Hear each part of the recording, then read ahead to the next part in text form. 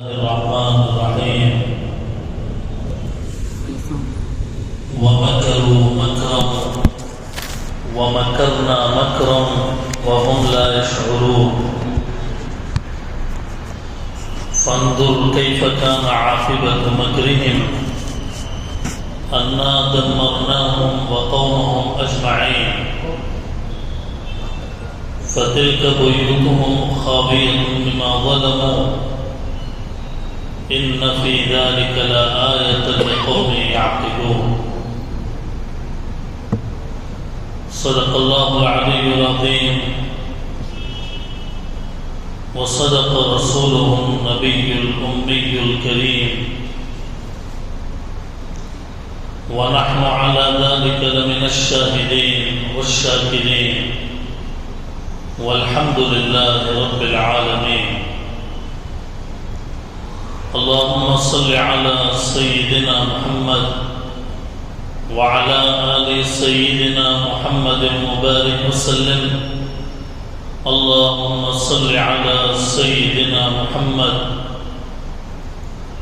وعلى آل سيدنا محمد مبارك وسلم اللهم صل على سيدنا محمد وعلى آل سيدنا محمد مبارك وسلم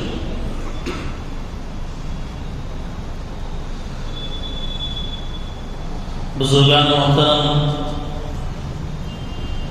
سامعین عالی وقار ادب اور احترام کے لائق معزز حاضرین،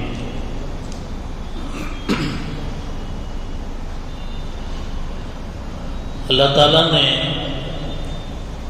اس دنیا کے اندر انسانوں اور جنات کو اپنی عبادت کے لیے پیدا کیا ہے۔ اللہ تعالیٰ کے احکام پر عمل کرنا یہ اللہ تعالیٰ کی عبادت کہلاتی ہے۔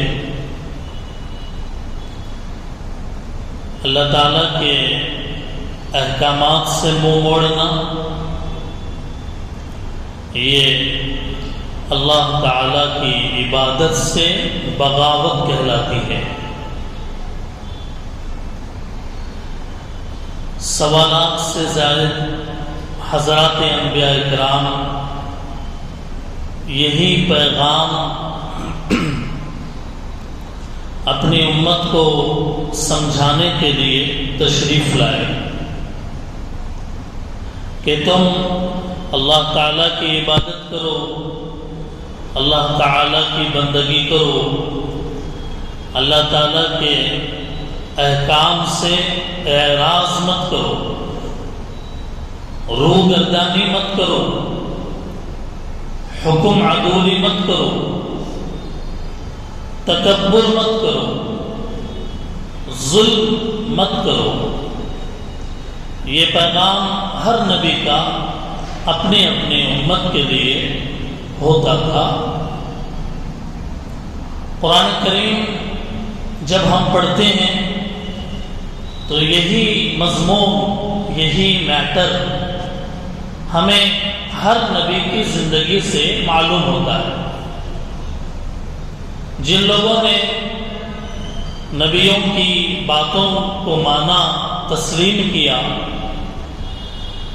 اللہ تعالیٰ نے دنیا میں بھی اور آخرت میں بھی ان کے درجات کو بلند فرمایا، اور جنہوں نے اللہ تعالیٰ کی نافرمانی کی، اللہ تعالیٰ کی قدرت کو آنکھ دکھانے کا کام کیا، اللہ تعالیٰ کے سامنے تکبر کیا، اللہ تعالیٰ سے بغاوت کیا، تو نتیجہ یہ ہوا کہ اللہ تعالیٰ نے انہیں ملیا میٹ کر دیا، مٹی میں ملا دیا اور اپنے عذاب کا شکار بنایا۔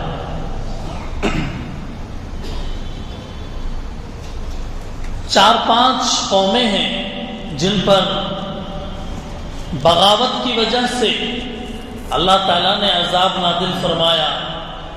قوم نوح پر اللہ تعالیٰ نے عذاب نازل فرمایا، ایسا طوفان اور ایسا پانی اللہ تعالیٰ نے ان کے اوپر مسلط کر دیا کہ جس میں وہ ڈوب کر اللہ کے عذاب کے شکار ہو گئے۔ قوم عاد پر اللہ تعالیٰ کا عذاب آیا تو 7 راتیں اور 8 دن مسلسل تیز و تند ہوا کے اندر وہ مبتلا رہے۔ قوم سمود پر جب اللہ کا عذاب آیا تو سخت زلزلے، بجلی کی کڑک کا عذاب نازل ہوا۔ قوم لوط پر جب عذاب نازل کیا گیا تو آسمان سے پتھروں کی برسات ہوئی۔ قوم شعیب پر جب عذاب اللہ تعالیٰ نے نازل کیا تو قرآن کریم نے اس کو عذاب یوم الظلہ کہا، سائے کا عذاب۔ گرمی سے بڑی پریشان تھے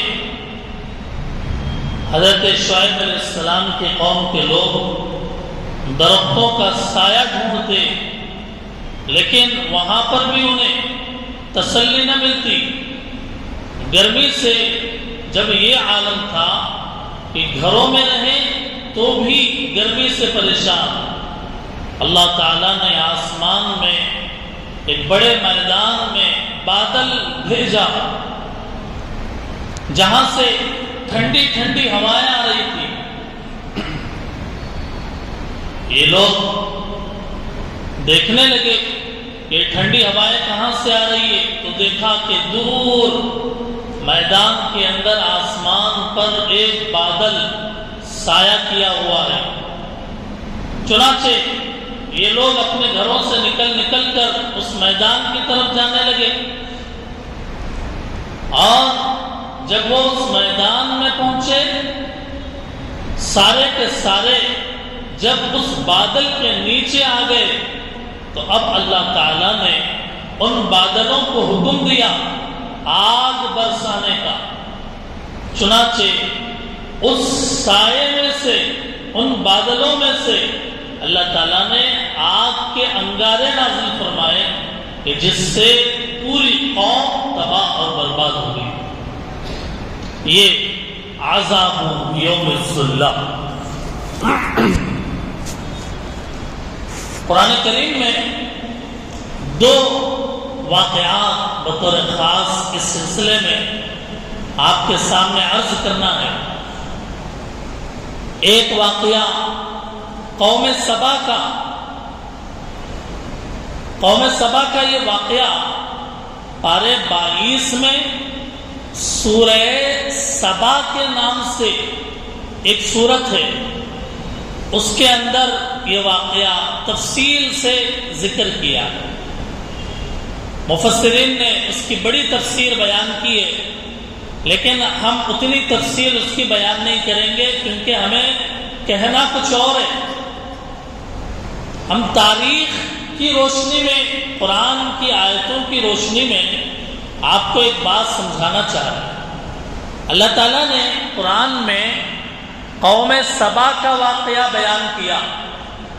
قوم سبا یہ اسی سے بلقیس ملکہ کا ذکر جہاں آتا ہے، حضرت سلیمان علیہ السلام کے پرندے ہدہد کا جو ذکر آتا ہے کہ ہدہد پرندہ تھا، زمین میں کہاں پانی ہے اور کہاں نہیں ہے وہ نشان لگاتا تھا اور بتاتا تھا، اور وہ ہدہد پرندہ بلقیس کے ملک کو جا کر وہ آیا اور حضرت سلیمان علیہ السلام نے اس سے پوچھا کہ کہاں جا کر آئے ہو، تو وہ جو واقعہ وہ بھی بلقیس کا واقعہ، چونکہ بلقیس بھی سبا، ملک سبا کی رہنے والی تھی، تو قرآن کریم میں سبا کا واقعہ جو ذکر کیا گیا ہے سبا یمن کا ایک علاقہ ہے۔ اللہ کے نبی سے پوچھا گیا کہ اللہ کے نبی بتائیے کہ سبا کس کا نام ہے؟ مرد کا ہے، عورت کا ہے، کس کا نام ہے؟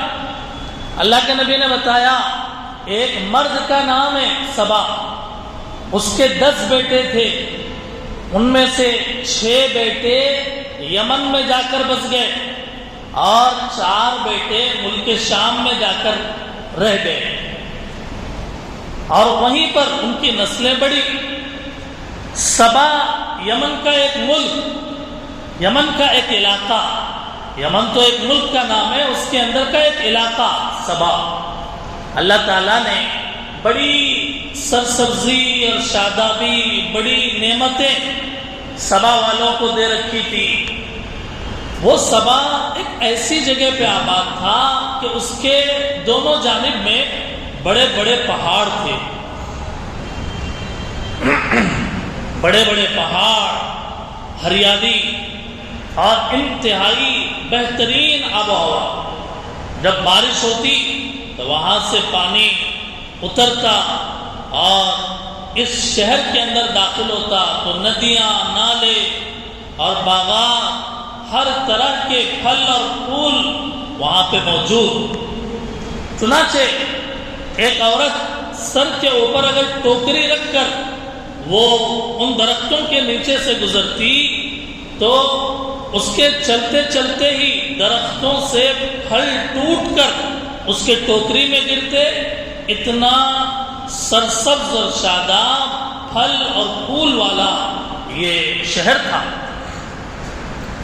ان لوگوں نے بارش کے پانی کو محفوظ کرنے کے لیے، ندیوں اور نالوں کو کا صحیح انتظام کرنے کے لیے انہوں نے ایک ڈیم بنایا اور بہت مضبوط بند بنایا۔ لیکن جب ان لوگوں نے اللہ تعالیٰ کے احکام سے حکم عدولیاں کیا، اللہ کی نافرمانی کی، تو اللہ تعالیٰ نے ایسا سیلاب بھیجا جس کو قرآن نے سیل العرم کہا، فَأَرْسَلْنَا عَلَيْهِمْ سَيْلَ الْعَرِمِ۔ ایسا سیلاب بھیجا کہ جس سے وہ ڈیم ٹوٹ گیا، وہ بند ٹوٹ گئی اور پورے شہر کے اندر، سارے شہر کے اندر پانی آ گیا اور وہ برباد ہو گئے۔ کیوں؟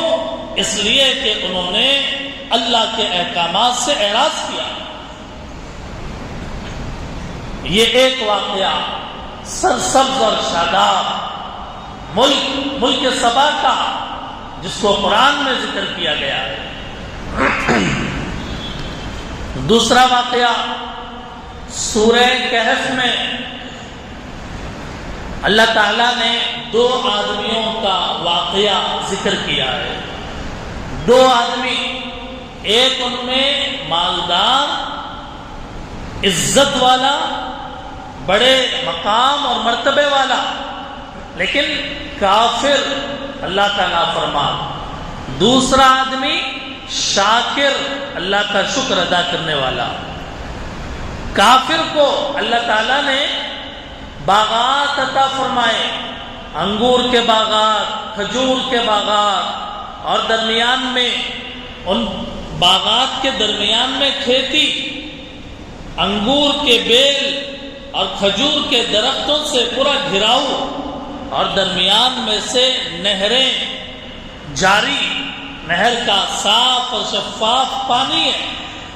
اب یہ کافر جو تھا گھمنڈ کرنے لگا، میں بڑا مالدار ہوں، میں بڑا عزت دار ہوں، اور قیامت کبھی نہیں آئے گی، اور یہ قیامت تک اور بلکہ مرنے کے بعد بھی یہ دنیا کے مال دولت عیش و عشرت میرے پاس باقی رہے گی۔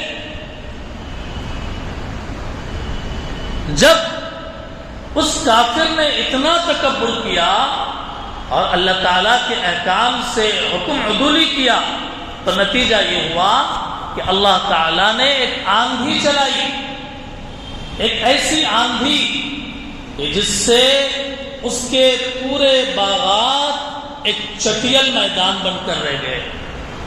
سارے باغ کے جو درخت ہیں وہ گر گئے اور گویا ایک ہموار زمین بن کر رہ گئی اور وہ آدمی ہاتھ ملتا رہ گیا. اس کو اللہ سے بچانے والا کوئی نہیں تھا. یہ دوسرا واقعہ جس کو اللہ تعالیٰ نے سورہ کہف کے اندر ذکر کیا ہے.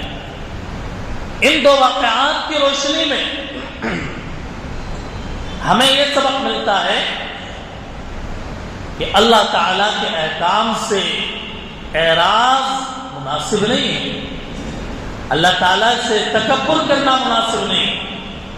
اللہ تعالیٰ کی نافرمانی کرنا مناسب نہیں. اگر کوئی اللہ تعالیٰ کے سامنے تکبر کرے گا اپنے مال کی وجہ سے، اپنے عہدے کی وجہ سے، اپنے عزت دار ہونے کی وجہ سے، اپنے ٹیکنالوجی کی وجہ سے، اپنے غرور اور گھمنڈ کی وجہ سے اللہ تعالیٰ سے اگر کوئی تکبر کرے گا تو پھر اللہ تعالیٰ اس کو اس کا مزہ چکھائیں گے.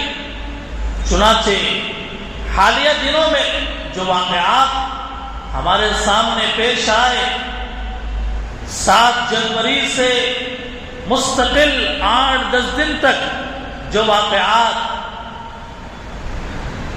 ہمارے سامنے سوشل میڈیا کے ذریعے سے، نیوز چینلز کے ذریعے سے دنیا کی خبریں جو ہمارے سامنے آ رہی ہے، اس کے اندر بھی ایک پیغام ہے. قرآن کریم کا وہ پیغام ان حالات میں ہمیں یہی سبق دے رہا ہے کہ سنبھلو، اللہ تعالیٰ کے احکام سے اعراض مت کرو.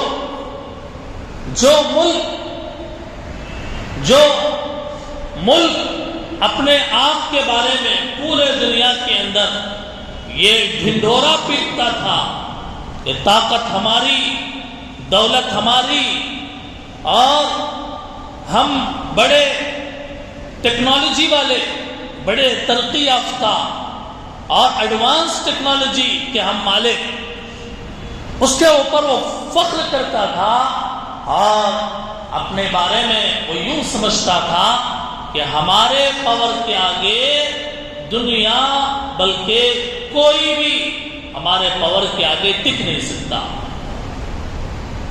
اسی بات کو وہ کہتا تھا کہ ہم ہی سپر ہیں، سپر پاور ہیں. ہماری طاقت کے آگے، ہمارے غرور کے آگے کوئی نہیں ٹک سکتا. اور اپنے مال اور اسلحے کو اس نے اسلام کے خلاف استعمال کیا. اس نے استعمال کیا اپنے اسلحے کو بیت المقدس کے خلاف میں، فلسطین کے خلاف میں، مسلمانوں کے جان مال، ان کے مکان، ان کی زمین کو برباد کرنے کے لیے انہوں نے اپنا ہتھیار، اپنا سب کچھ طاقت چھوڑ دی. حتیٰ کہ 1 سال سے زیادہ کا وقت گزر گیا، 15 مہینے تقریباً غزہ کی سرزمین پہ لوگ تڑپتے رہے، ماہی بے آب کی طرح تڑپتے رہے، روتے رہے، چیختے رہے، چلاتے رہے، آسمان والے سے دعائیں کرتے رہے کہ اے اللہ، یہ جو کچھ ہے آپ کے سامنے ہے، ہم آپ سے کوئی شکایت نہیں کر رہے، آپ ہماری مدد فرمائیں. بے گھر ہو گئے، عورتیں بیوہ ہو گئی، بچے یتیم ہو گئے. صورتحال ایک طرف یہ اور دوسری طرف طاقت کا غرور، ہتھیار کا غرور اتنا آگے بڑھا کہ حتیٰ کہ اس کے نو منتخب صدر نے حالیہ دنوں میں یہ اعلان کیا کہ میرے حلف برداری سے پہلے اگر یہودی قیدیوں کو آزاد نہیں کیا جائے گا، میں پورے مشرق وسطی کو جہنم بنا دوں گا۔ اگر یہودیوں قیدیوں کو آزاد نہیں کیا جائے گا، میں پورے مشرق وسطی کو جہنم بنا دوں گا۔ اس کے ایک دن بعد ہی اللہ تعالیٰ کی قدرت حرکت میں آئی۔ اس کے اعلان کے ایک دن کے بعد ہی اس نے جہنم بنانے کی دھمکی دی پورے مشرق وسطی کو۔ اللہ تعالیٰ کی قدرت حرکت میں آئی اور پھر دنیا نے جو دیکھا حیرت انگیز، دنیا حیران رہ گئی اس آگ کو دیکھ کر، دنیا حیران رہ گئی ان انگاروں کو، ان شعلوں کو دیکھ کر۔ چنانچہ یہ جو کچھ ہوا کیلیفورنیا کے شہر لاس اینجلس کے اندر جو کچھ ہوا وہ پوری دنیا کے سامنے ہے۔ اللہ تعالیٰ سے انسانیت کے ناطے ہم رحم کی درخواست کریں، انسانیت کے ناطے ہدایت کی دعا کریں، لیکن اسی شہر کے رہنے والے ایک آدمی نے یہ کہا تھا کہ جب غزہ کے اوپر قتل عام ہوا تھا کہ اس نے کہا تھا کہ مسلمانوں کو مارو، کاٹو، قتل عام کرو، تباہ کر دو۔ آج وہی آدمی نیوز چینل پر بیٹھ کر یہ کہتا ہے میرا سب کچھ تباہ ہو گیا، سر پر ہاتھ رکھ کر ماتم کر رہا ہے کہ میرا رعاصہ ساری دولت ختم ہو گئی، میرا گھر جل گیا۔ دوستو اور بزرگوں، مظلوم کی آہ خالی نہیں جاتی، مظلوم کی جو آہ ہے وہ خالی نہیں جاتی۔ ایک سال سے جو آنسو بہ رہے ہیں، جو خون بہ رہا، لوگ کہہ رہے این اللہ، اللہ کہاں، اللہ کی قدرت کہاں، اللہ کی طاقت کہاں؟ آج ایک نامعلوم سبب کی وجہ سے جو آگ بھڑکی، کوئی نہیں جانتا کہ اس کی شروعات کیسے، اس کا سبب کیا بنا۔ بادلوں میں سے آگ ٹوٹ کر جو گری اور جو جنگلات کے اندر جو تباہی مچی، سارا شہر ویران اور تباہ اور برباد ہو گیا۔ آگ ایسی جو بڑے بڑے درختوں کے اندر سے پھوٹ رہی ہو، بڑے بڑے کھجور کے درختوں میں سے پھوٹ رہی ہو، پہاڑ ہریالی، سرسبزی اور شادابی والے پہاڑ ہیں، لیکن ہر ایک سے شعلے پھوٹ رہے ہیں اور آگ بھڑک رہی ہے۔ ایک عظیم طوفان آگ کا، اور اس میں ہوائیں چل رہی ہیں۔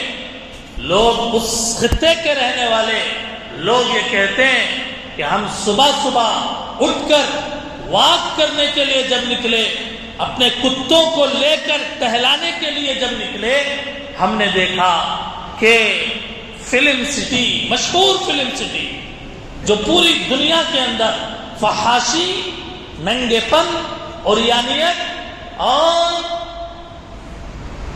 انتہائی خبیث اور گندے قسم کا جو مواد اور جو میٹیریل تقسیم ہوتا ہے پوری دنیا کے اندر فحاشی کا، ہم نے دیکھا کہ اس کے پیچھے سے، اس کے سائن بورڈ کے پیچھے سے دھواں اٹھ رہا ہے۔ صبح کا وقت ہے اور ہم دیکھ رہے ہیں کہ یہ تباہی مچ رہی ہے، اور دیکھتے دیکھتے ہوائیں جب تیز چلی، پورے شہر کو اپنے لپیٹ میں لے لیا۔ جو شہر ہے اس کا پورا رقبہ تقریباً 300 کلومیٹر پر پھیلا ہوا، وہاں کی رہنے والی آبادی، پاپولیشن تقریباً 38 سے 40 لاکھ لوگ اس شہر کے رہنے والے۔ اتنی بھیانک اور تباہ کن آگ لگی۔ روزنامہ راشٹریہ سہارا کے اخبار کے مطابق 40,000 ایکڑ سے زیادہ علاقے کے اندر یہ آگ لگی۔ 40,000 एकड़ से ज्यादा के इलाके के अंदर ये आग लगी। 29,000 एकड़ मुकम्मल तौर पर तबाह हो गए। 10,000 इमारतें जलकर राख हो गई। करोड़ों अरबों डॉलरों का नुकसान हो गया। और जमीन इमारतों के साथ, इमारतें तो जल रही थी, शहर तो एक अंगारों से भरा हुआ था। आग बुझाने के लिए जो आलात आए वो भी नाकाम हो गए।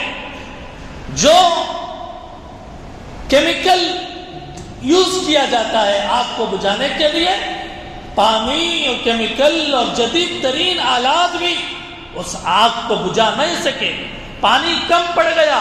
अड़ोस पड़ोस खित्तों से पानी मंगवा कर डाला जाने लगा, लेकिन हाथ मलते रह गए। लेकिन वो आग बुझने का नाम नहीं ले रही थी। तमाम केमिकल फेल हो गए और कुछ समझ नहीं आ रहा था कि आग लगी कहां से है और ये किस हद तक आगे जाने वाली है।